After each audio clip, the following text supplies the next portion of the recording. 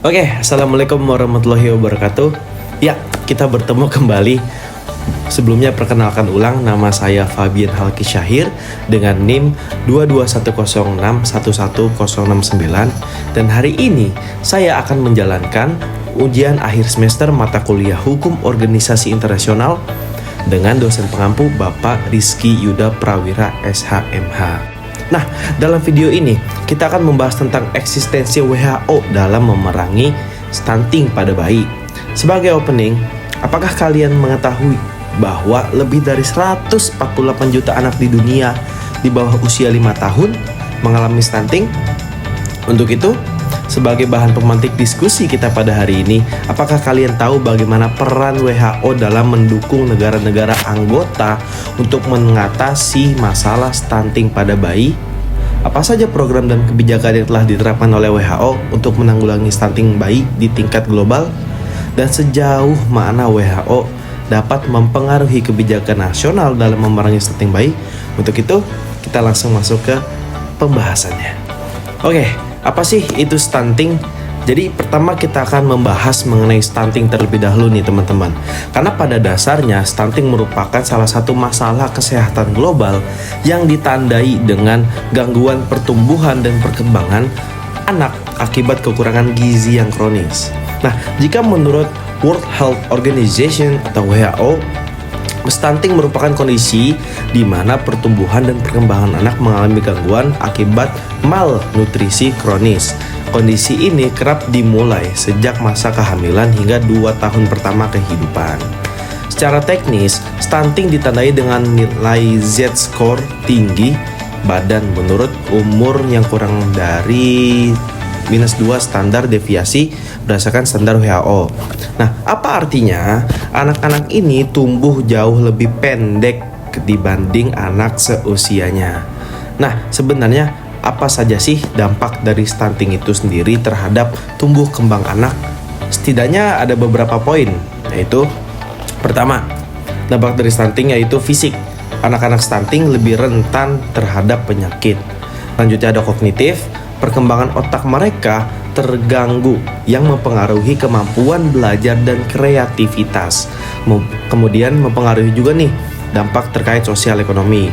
Anak-anak yang stunting cenderung memiliki produktivitas yang rendah di masa dewasa, mempengaruhi perekonomian keluarga dan negara. Setelah kita mengetahui dampaknya, sebenarnya apa saja yang dapat melatar belakangi terjadinya stunting terhadap anak? Menurut WHO sendiri, setidaknya ada beberapa poin penyebab terjadinya stunting, diantaranya pertama, asupan kalori yang kurang memadai. Yang kedua, adanya riwayat berat badan lahir rendah atau BBLR. Dan yang ketiga, faktor kesehatan ibu yang buruk. Yang keempat, lingkungan dan sanitasi yang buruk.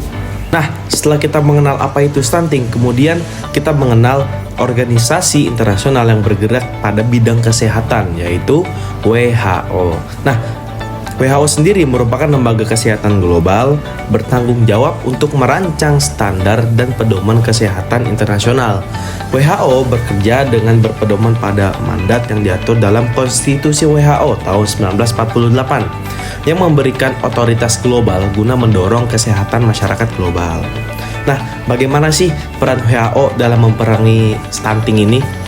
Ya, setelah kita mengenal stunting dan WHO, pertanyaan berikutnya mungkin yang terlintas di kepala kita adalah bagaimana cara organisasi kesehatan global ini dalam mengatasi permasalahan stunting.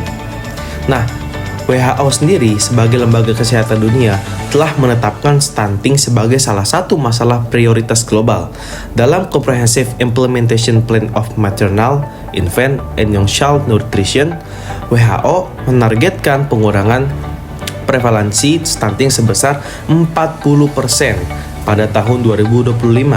Lantas, bagaimana cara WHO mewujudkan tujuannya tersebut dan bagaimana cara WHO bekerja?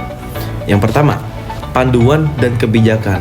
WHO mengeluarkan rekomendasi seperti pemberian ASI eksklusif selama 6 bulan pertama dan pemberian makanan pendamping ASI yang bergizi. Kemudian, intervensi berbasis bukti. WHO mendukung inisiasi menyusui dini, suplementasi zat gizi mikro seperti vitamin dan mineral, kemudian imunisasi untuk mencegah penyakit yang mempengaruhi pertumbuhan anak.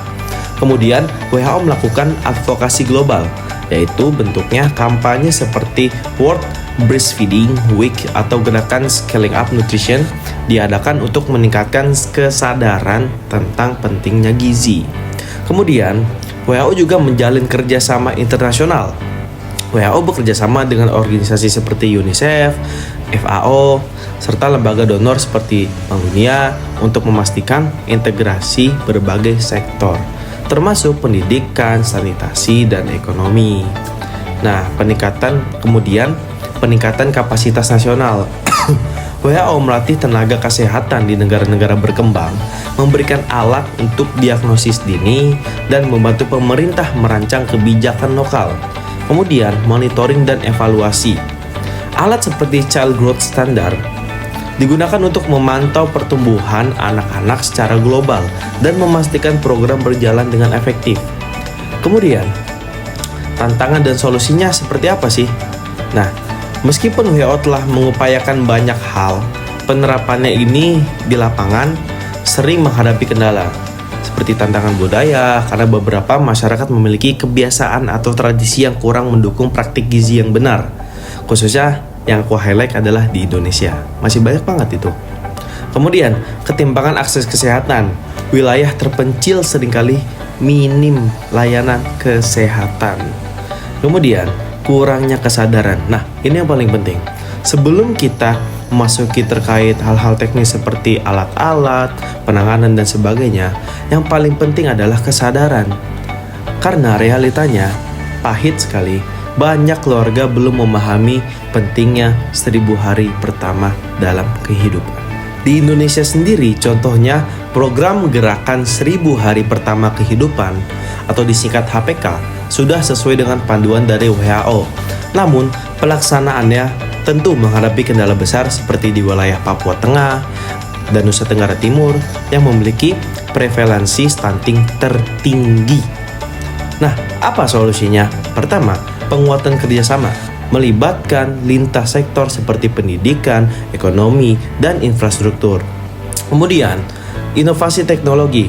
WHO harus bersama negara anggota dapat mengembangkan teknologi berbasis data untuk mendukung kebijakan yang tepat sasaran.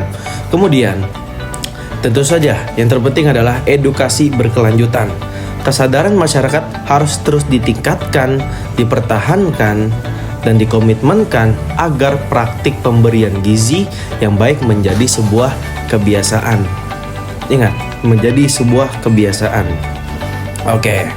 Oleh karena itu, sebenarnya stunting adalah tantangan besar, tapi bukan tanpa solusi. WHO telah menetapkan langkah-langkah strategis mulai dari kebijakan global hingga dukungan teknis di lapangan. Namun, keberhasilan upaya ini membutuhkan kerjasama semua pihak, seperti pemerintah, lembaga internasional, NGO, kemudian hingga ke masyarakat.